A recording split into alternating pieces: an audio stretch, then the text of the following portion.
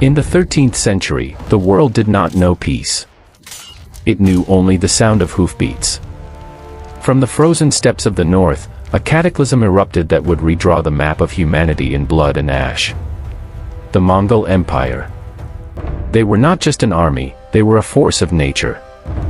They had crushed the walled cities of Russia, shattered the knights of Europe, and annihilated the golden dynasties of the Islamic world. Finally, they turned their gaze to the crown jewel of the East, China. The great Song Dynasty, a civilization that had stood for 3 centuries, was trampled into the dust. By 1279, there was no power left on earth that could challenge the Khans. Or so they thought. Because in the shadow of this colossal empire, a tiny dragon still breathed. Down in the tropical heat of Southeast Asia, the kingdom of Dai Viet refused to kneel. But in the year 1285, refusal seemed like suicide. This was the year the nightmare returned. The Mongol war machine, frustrated by previous failures, launched a second invasion of such scale and ferocity that it threatened to erase the Vietnamese identity from history forever. The capital, Tang Long, had fallen. The king and the royal court were refugees in their own land, fleeing south, chased by the scent of burning cities. The situation was catastrophic. But the Mongols were not just chasing them, they were hunting them. They had orchestrated a perfect, lethal trap. From the north, the Prince Tran Nhat Duat hammered down with the main army. But the real terror came from the south. The Mongol General Toa Do, known as the Tiger of the Battlefields, had marched his army all the way through Kampa and was now slashing his way upwards, cutting through the provinces of Nayan and Thanh Hoa. Dai Viet was being strangled. 2 giant jaws of steel were closing in. If Toa Do's southern army linked up with Tran Nhat Duat's northern forces, the resistance would be crushed in the middle. The fate of the nation hung on a single thread. That thread was a stretch of the Red River known as Hem Tuesday.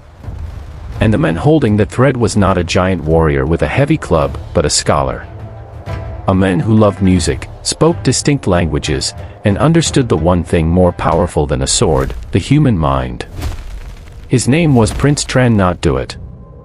And this is the story of how he used an army of ghosts to break the backbone of the Mongol Empire. To understand the miracle of Hem Tu, we must first look at the chessboard. It is May 1285. The morale of the Dai Viet forces is shattering. They are outnumbered, outgunned, and exhausted. General Toa Do is moving north with the confidence of a predator that smells blood. He commands a massive fleet of warships and transport barges, carrying seasoned cavalry and infantry. These are men who have never known defeat. They are arrogant, loud, and terrifying. Tran Nhat Duat, tasked with the impossible mission of stopping Toa Do, knew he could not win a contest of brute strength.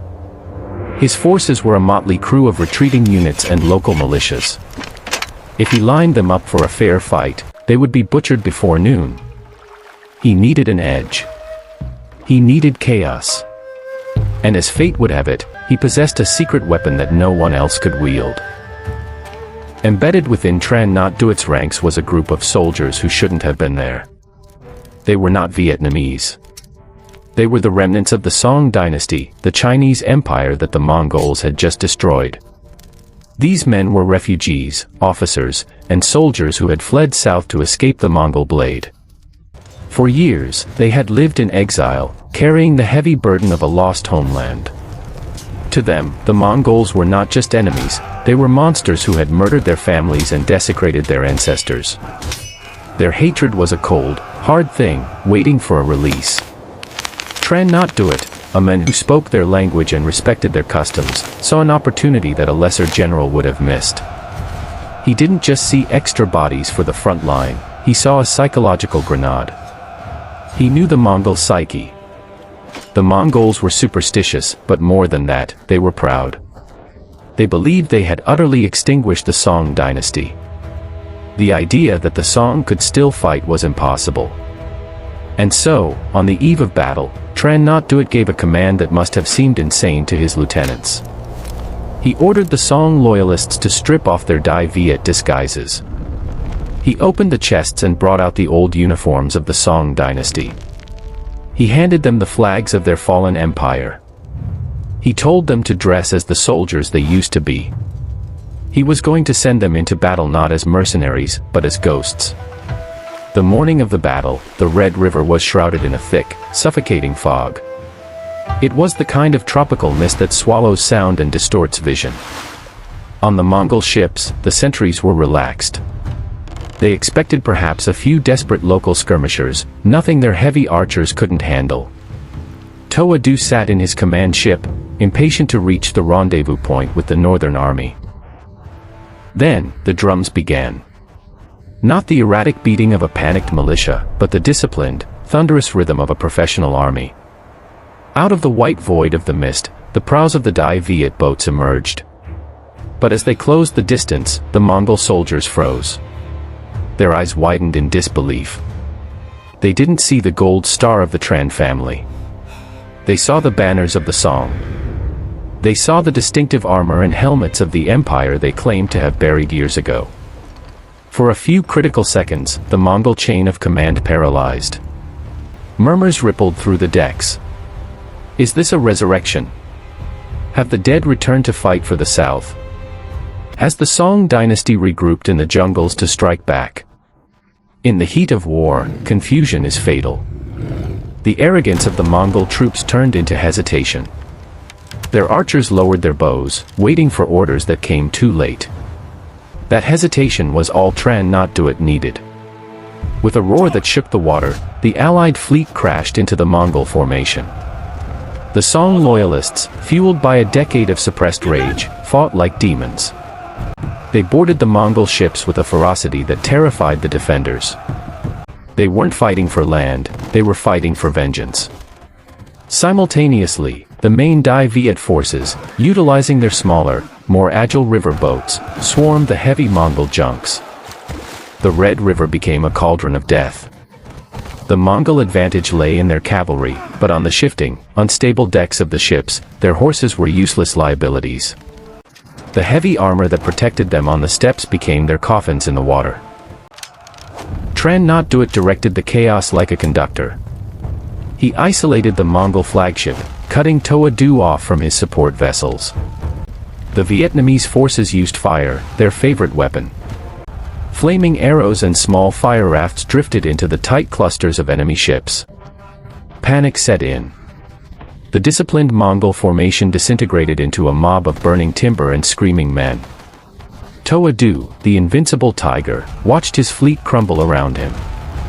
He saw his elite warriors cut down by the ghosts of the Song and the determined soldiers of Dai Viet. The psychological shock of the ambush, combined with the claustrophobic terrain of the river, broke his nerve. There would be no meeting with the Northern Army today. There would be no crushing of the Vietnamese resistance. There was only survival. Humiliated and bloodied, Toa Do ordered a retreat. But even the retreat was a disaster. The current of the Red River, swollen by summer rains, carried the wreckage of the Mongol Grand Fleet downstream. Thousands of invaders drowned or fell to the swords of the pursuing Vietnamese. The Battle of Hem Tu was over, but its impact rippled out far beyond the riverbanks. This was not just a skirmish, it was the turning point of the entire war. The strategic pincer was shattered. The Northern Army of Tho Do, waiting for reinforcements that would never arrive, suddenly found itself alone, deep in hostile territory, blind and vulnerable. The myth of Mongol invincibility, which had terrified the world, had been drowned in the muddy waters of the Red River. Tran Nhat Duat had proved that the mind is sharper than the saber. By leveraging the history and emotion of his allies, he turned a defensive last stand into a legendary counterattack. The victory at Hem Tu opened the path for the liberation of the capital, Tang Long, and set the stage for the final expulsion of the invaders. As the sun set over the Hem Tu Pass that evening, the waters ran red, but the spirit of a nation soared. The dragon had bitten back.